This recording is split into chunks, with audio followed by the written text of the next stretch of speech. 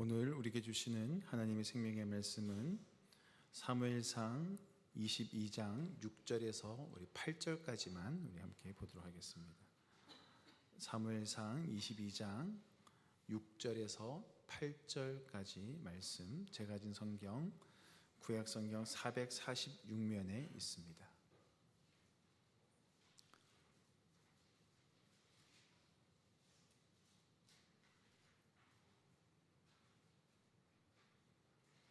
사무엘상 22장 6절에서 8절 말씀을 함께 읽겠습니다. 사울이 다윗과 그와 함께 있는 사람들이 나타났다 함을 들으니라.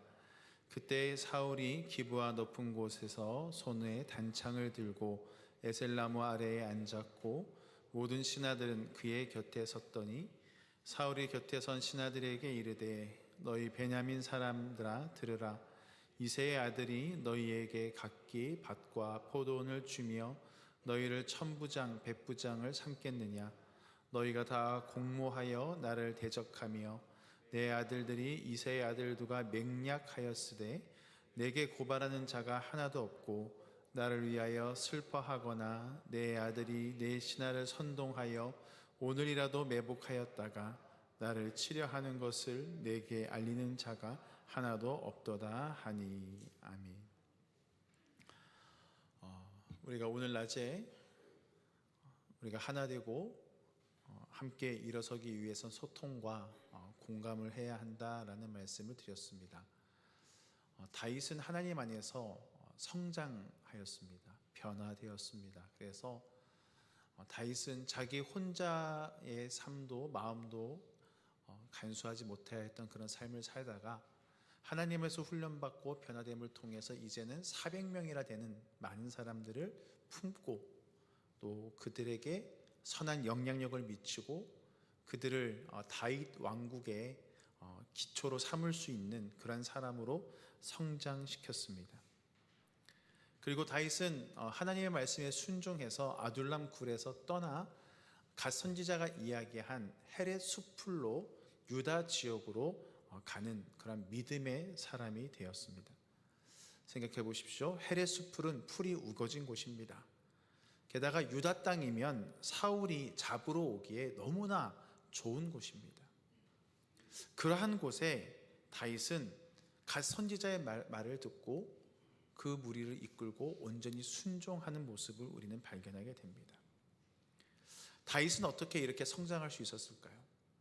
그것은 하나님에게 훈련을 받았기 때문인데 어떤 훈련인가 하면 우리 안에 있는 두려움을 제거하는 훈련을 받았습니다. 다윗은 사울이 두려워서 도망 다녔던 사람입니다. 사람을 두려워하고 그 문제와 어려움 속에서 그것을 참아내지 못하고 기다리지 못하는 그런 사람이었습니다. 그런데 자신이 선택하고 자신이 행동했던 그 일들이 오히려 더 비참해지고 더 힘들어지고 더 큰 두려움이 찾아오는 것을 보면서 다윗은 하나님을 바라보기 시작한 것입니다. 모든 것이 막혀있는 아둘람 동굴 속에서 막혀있는 그 자리에서 영적인 눈이 열려졌을 때 이 아둘람이 막혀있는 곳이라는 뜻도 있지만 피난처라는 뜻이 있는 것을 발견하고 피난처 되신 하나님을 향하여 기도하고 찬양했던 것이 지난주의 말씀이었습니다. 그렇게 다윗은 하나님을 발견하고 마음의 여유가 생겼고 400명이나 되는 사람들, 어려움과 고통과 억압 속에 환난 가운데 있는 사람들을 품고 함께 공동체 생활을 하는 그런 다윗으로 성장하게 된 것입니다. 우리는 주일 오후마다 다윗의 삶을 우리가 묵상하고 있고요. 그리고 매일 새벽마다 주로 다윗이 많이 쓴 시편의 말씀들을 우리가 함께 고백하고 또 카톡을 통해서 모든 성도가 함께 묵상하고 있습니다. 우리의 심령 가운데 이렇게 하나님의 말씀이 쌓일 때, 특별히 다윗의 삶들을 묵상하고 함께 기도하고 다윗처럼 살아가고자 할 때 하나님께서 다윗을 변화시키고 성장시키셨던 것처럼 저와 여러분 안에 있는 두려움을 제거하여 주시고 두려운 마음을 버려주시고 그 안에 하나님을 경배하고 하나님을 사랑하는 마음으로 채워주심을 믿으시길 바랍니다. 우리는 그러한 소망이 있어야 됩니다. 하나님의 말씀에 능력이 있으면 믿으십니까? 하나님 말씀은 능력이 있습니다. 말씀이 우리의 심령에 쌓이면 그 말씀이 나를 변화시킬 것입니다. 그렇기 때문에 우리는 말씀을 사모해야만 합니다. 반면에 사울 왕은 지금 어떠한 모습입니까? 우리 6절 말씀 함께 읽도록 하겠습니다. 사울이 다윗과 그와 함께 있는 사람들이 나타났다 함을 들으니라. 그때 사울이 기브아 높은 곳에서 손에 단창을 들고 에셀나무 아래에 앉았고 모든 신하들은 그의 곁에 섰더니. 아멘. 사울은 훌륭한 정보력을 가지고 있었습니다. 지금 다윗이 400명을 이끌고 헤렛 수풀로 나와왔다라는 이야기를 듣게 되었습니다. 지금 사울은 어떤 모습인가 하면은요, 6절 말씀에 보면은 기브와 높은 곳에서 손에 무엇을 들고 있다라고 있죠? 단창을 들고 있다라고 말하고 있습니다. 이 사무엘상 22장 6절은요 상당히 중요한 말씀. 왜냐하면 이 사울의 모습을 통해서 예표하는 부분이 있기 때문에 그렇습니다. 6절은 무슨 예표일까요? 사울의 삶을 보면은요, 사울의 손에는 주로 무엇이 있었느냐? 창이 있었습니다. 사무엘상 18장 10절 말씀 우리 화면을 보고 함께 읽도록 하겠습니다. 사무엘상 18장 10절입니다. 그 이튿날 하나님께서 부리시는 악령이 사울에게 힘있게 내림에 그가 집안에서 정신없이 떠들어대므로 다윗이 평일과 같이 손으로 수금을 타는데 그때 사울의 손에 창이 있는지라. 아멘. 사울이 악신에게 번뇌할 때, 그의 영혼이 혼미해졌을 때 다윗의 손에는 수금이 있었지만 사울의 손에는 창이 있었다라고 성경은 기록하고 있습니다. 그리고 한 장 넘어가서 사무엘상 19장 9절 말씀 함께 읽겠습니다. 사울의 손에 단창을 가지고 그의 집에 앉아 있을 때 여호와께서 부리시는 악령이 사울에게 접하였으므로 다윗이 손으로 수금을 탈 때, 역시 사울의 손에 지금 단창, 짧은 창이 들려져 있습니다. 지금 다윗의 손과 사울의 손이 비교되고 있습니다. 사울은 손을 뻗으면 닿을 만한 그곳에 항상 창을 두었고 아니면 창을 들고 있었습니다. 사울에게 있어서 창은 무엇인가? 자기를 드러내는 힘이고 자기의 자랑입니다. 사무엘상 13장 22절 말씀에 보면 이런 말씀이 있습니다. 싸우는 날에 사울과 요나단과 함께한 백성의 손에는 칼이나 창이 없고 오직 사울과 그의 아들 요나단에게만 있었더라. 지금 이스라엘 백성들은 블레셋과의 싸움에서 전투에서 패배한 이후에 칼과 창이 없었습니다. 그렇지만 사울에게는 또 요나단에게는 창이 있었던 것입니다. 백성들에게 없었던 것이 자기에게 있기 때문에 그러한 나는 왕이기에 나는 창을 가지고 있다. 이러한 자기를 자랑할 수 있는 도구였습니다. 오늘 보면 6절에서도 사울은 단창을 가지고 있었습니다. 여기서 중요한 것은요, 창은 나를 보호하는 무기가 아니라 창은 어떤 무기죠? 다른 사람을 공격하는 무기입니다. 다른 사람을 죽이는 도구입니다. 왜 사울은 창을 가지고 다녔을까요? 다음 구절들에서 그것을 알 수 있는데요, 우리 7절과 8절 함께 읽도록 하겠습니다. 사울이 곁에 선 신하들에게 이르되 너희 베냐민 사람들아 들으라.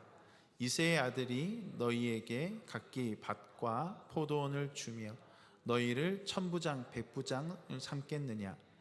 너희가 다 공모하여 나를 대적하며 내 아들이 이새의 아들과 맹약하였으되 내가 고발하는 자가 하나도 없고 나를 위하여 슬퍼하거나 내 아들이 내 신하를 선동하여 오늘이라도 매복하였다가 나를 치려하는 것을 내게 알리는 자가 하나도 없도다 하니. 아멘. 지금 사울은 누구에게 말하고 있습니까? 베냐민 사람들에게 말하고 있습니다.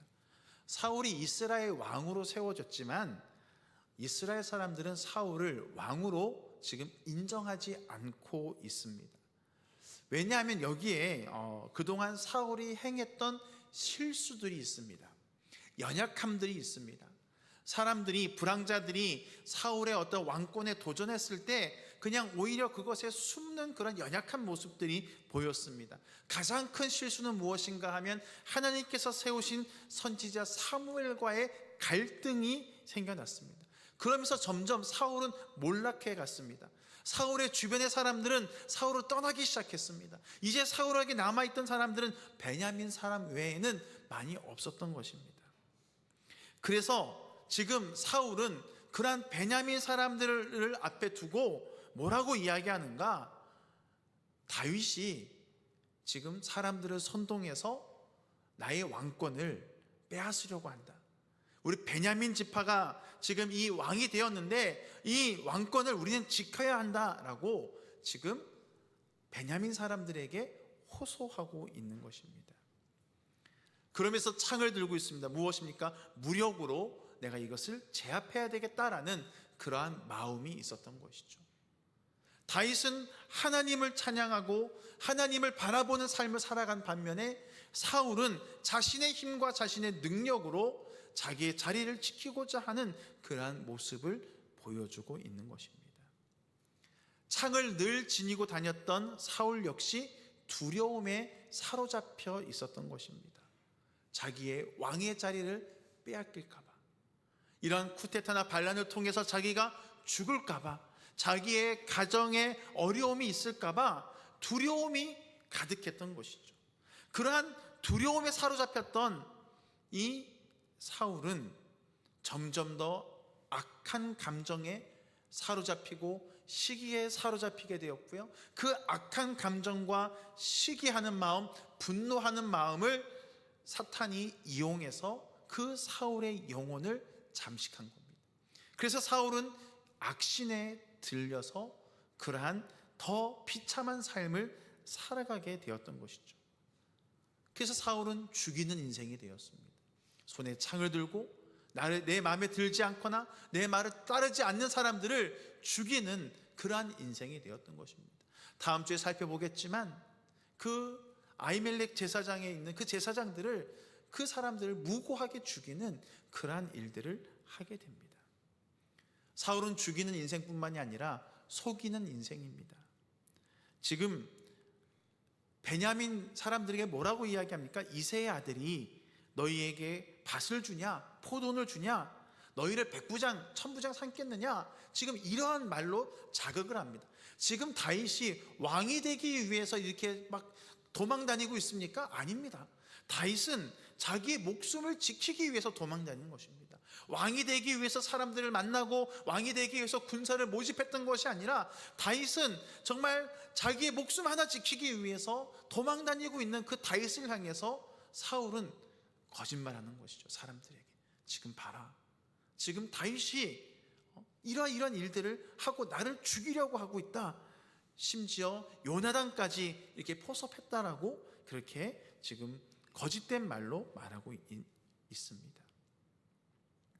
사랑하는 성도 여러분, 다른 사람을 향하여 모함하고 공격하고 죽이기 위해 몸부림치는 것을 상징하는 것이 창입니다.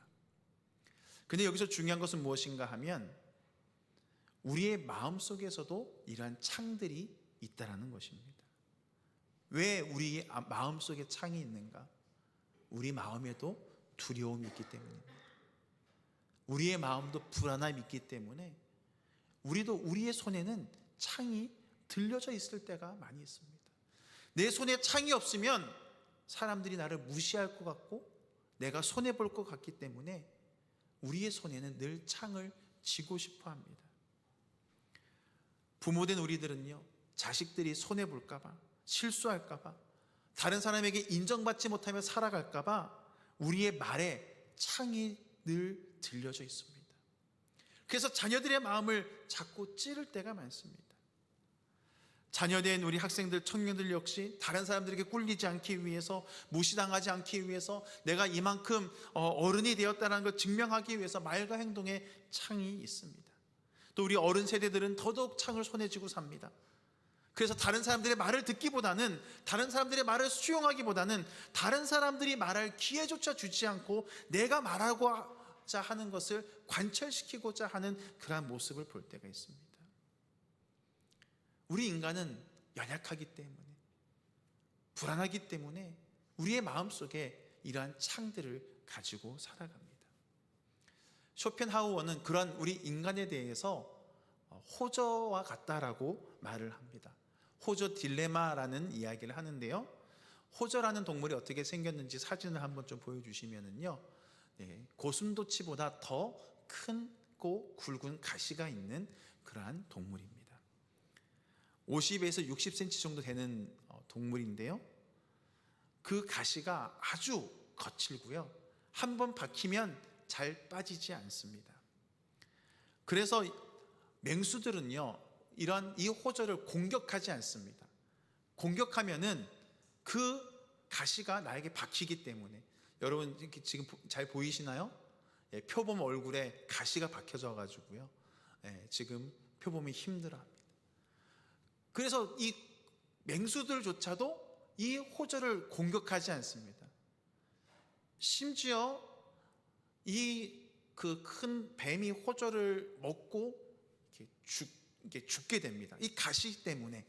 그래서 뱀이 죽어서 배를 갈라보니까 호저 가시가 막 있는 사진도 제가 이렇게 보았습니다.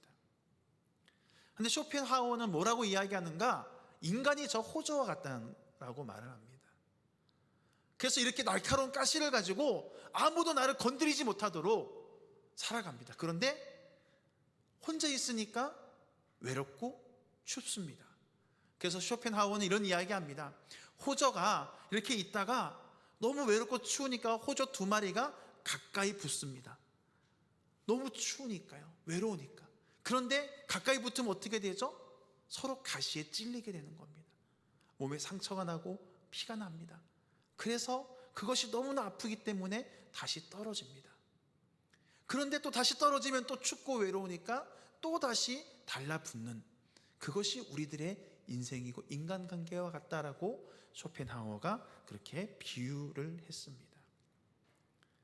이처럼 우리들의 많은 수많은 관계 속에서 부모와 자식 간에도 이런 가시들을 주고받고, 부부 사이에도 가시들을 주고받고, 교회 안에서도 서로 상처를 주고받을 때가 많습니다. 실망하고 다시는 내가 이렇게 안 해야지 하면서도 또 위로받고 싶고 사랑받고 싶어서 또 다시 또 나아가는, 또 상처받는 그러한 삶을 살아가고 있습니다. 그러면 우리가 계속 이렇게 반복된 삶을 살아가야 할 것인가?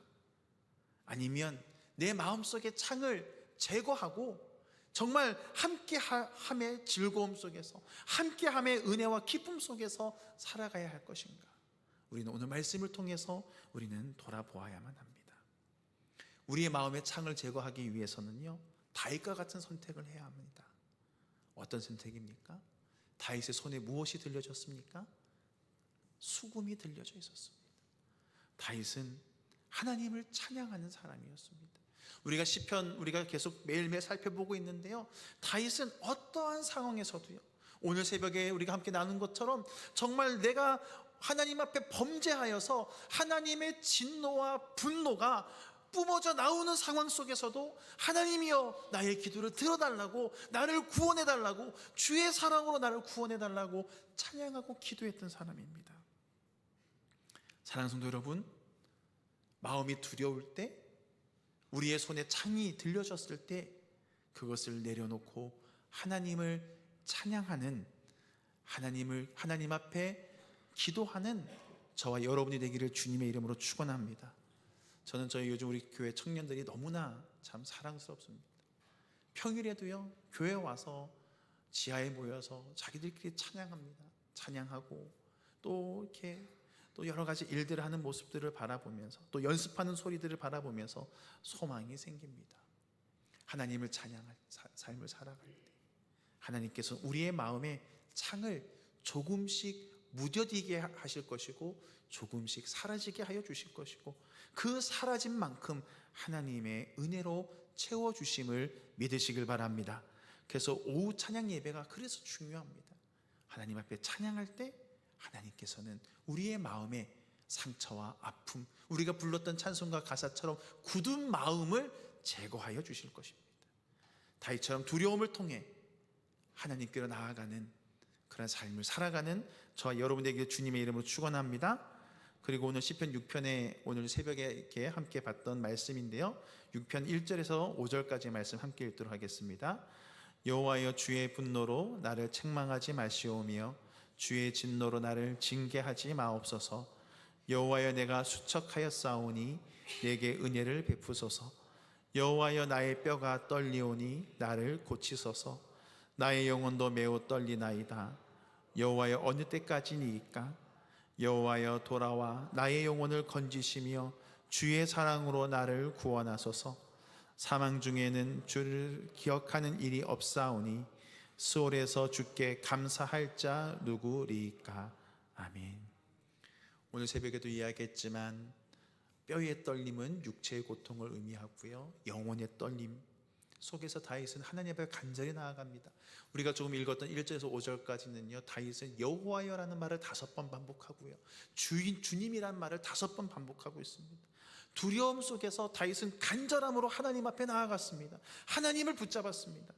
그러할 때 하나님께서는 진노와 분노를 푸시고 다윗의 마음의 창을 제거하여 주시고 하나님께서 다윗을 변화시키시고 다윗을 통해서 아름다운 공동체를 만들 수 있도록 역사하여 주셨음을 믿으시길 바랍니다.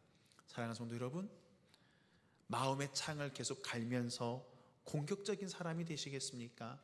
아니면 우리가 다윗처럼 실수하고 실패한다 하더라도 하나님을 바라보고 하나님을 찬양하고 하나님 앞에 간절함으로 나아가면서 변화되는 삶을 살아가시겠습니까? 오늘 주신 말씀을 통해서 다윗과 같이 우리의 마음의 창이 제거되고 하나님을 찬양하고 하나님 앞에 나아가는 저와 여러분이 되기를 주님의 이름으로 축원합니다. 제 말씀을 생각하면서 함께 찬양하기 원하는데요, 주님, 우리가 정말 낮은 해처럼 밤의 날처럼 사람들을 따스하게 해줄 수 있는, 사람들에게 정말 주님의 모습을 보여줄 수 있는 그런 삶을 살아가길 원합니다. 우리의 마음의 창들이 제거되어지고 우리가 다른 사람들을 소통하고 공감하고 위로하는 사람이 되기를 소망하면서 함께 찬양으로 나아가도록 하겠습니다.